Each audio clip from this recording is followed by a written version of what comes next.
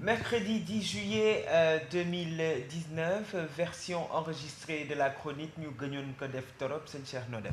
Bien et toi? En forme? Ça va. Tout se passe bien? Merci. Yedgeni, on a fixé la caution pour les élections départementales et locales à venir.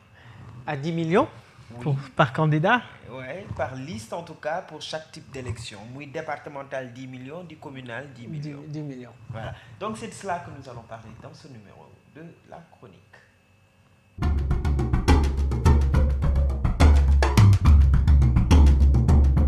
Comme dit en intro, nous allons parler de cette caution fixée à 10 millions pour les élections départementales et locales. Sergio Lanmoissi, qu'est-ce que tu en penses? Je trouve honnêtement que c'est très lourd. C'est très pesant pour un candidat qui voudrait représenter sa commune ou simplement sa localité. 10 millions, je trouve que c'est quand même énorme. C'est énorme. À mon niveau, je commence par cet arrêté du ministre qui, je le pense, côté texte, est extrêmement flou. Ça ne dit absolument rien de clair.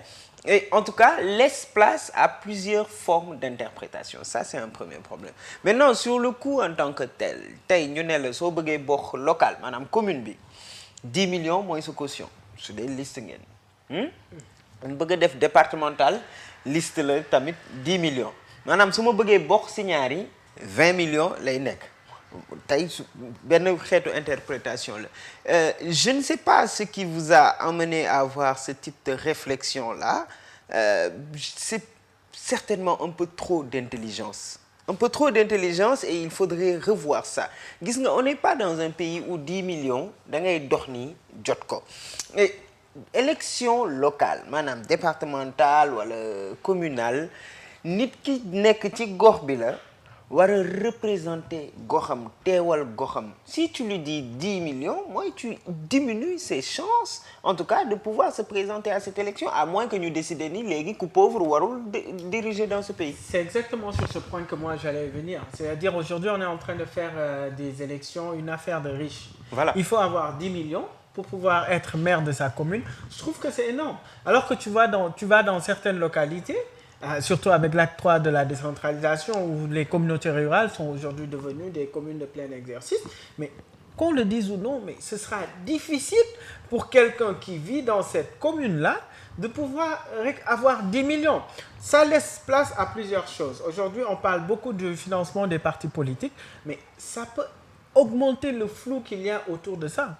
Mais la seconde chose, c'est qu'on va simplement demander aux gens pour être président du conseil départemental ou simplement maire de leur commune, il leur faut être d'abord riche.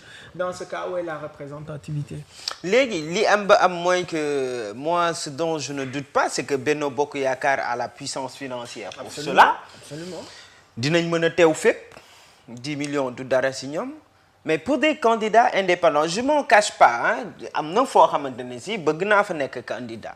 Mais quand j'ai vu les 10 millions, je me suis dit, écoute, Brice, ce n'est pas possible. Maintenant, des citoyens, pour contrecarrer cela, proposent un financement participatif. Madame, pour donner caution, etc. C'est une belle idée. Mais nous caution, des fonds de campagne, etc.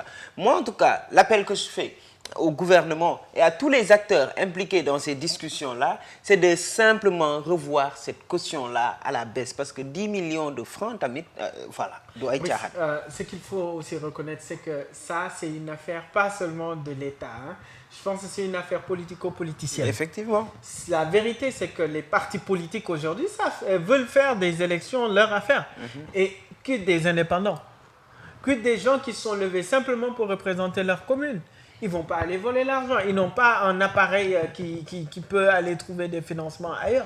Je suis désolé, mais je trouve que ce montant-là, il est très élevé et il va même à l'encontre de la représentativité locale. Il faut revoir cela. Il faut vraiment privilégier non seulement le dialogue, mais privilégier aussi les intérêts de la commune. Parce que si on met ce montant-là, Aujourd'hui, les intérêts de la commune ne sont simplement pas mis en avant. Je suis bien désolé, mais ce qui va se passer, ce sera une affaire de riches, une affaire de politiciens qui vont devoir encore gagner les communes ou bien se présenter pour les communes et ça n'arrange pas. Alors que suñu jëlee si waxu droits humains rek maanaam ak ak yelleefu doomu aadama ku si ne am nga sañ-sañu ne man dama bëgg diriger sama commune dama bëgg servir sama commune mais soo ko defee ni yaa ngi exclure ñu bëri et le ministre de l'Intérieur je pense qu'il est très bien placé pour comprendre cela les acteurs des différents partis politiques ils sont très bien placés pour comprendre ça ma génération à moi on veut bien jëndiwul pour mën a ñëw nekk candidat faciliter qu'il revoie ça et qu'il privilégie les intérêts de la commune, des départements. Je pense que c'est vraiment ce qu'il y a à faire et éviter encore une fois que l'on tombe dans ce circuit politique. Maintenant, il faut demander aux indépendants qui sont les principaux, je veux dire, les principales victimes de ce système-là, de penser aussi à s'unir. Nañu booloo su dee bëgg nañ ci génne sinon dinañ bàyyil mbir mi politiciens yi kese. Absolument. Voilà, jërëjëf sëñ Cheikh. Jërëjëf. Mesdames et messieurs, vous l'aurez désormais chaque semaine. Nous sommes de retour. La chronique version enregistrée. Au plaisir de vous retrouver un autre jour de la semaine prochaine. Merci. Merci.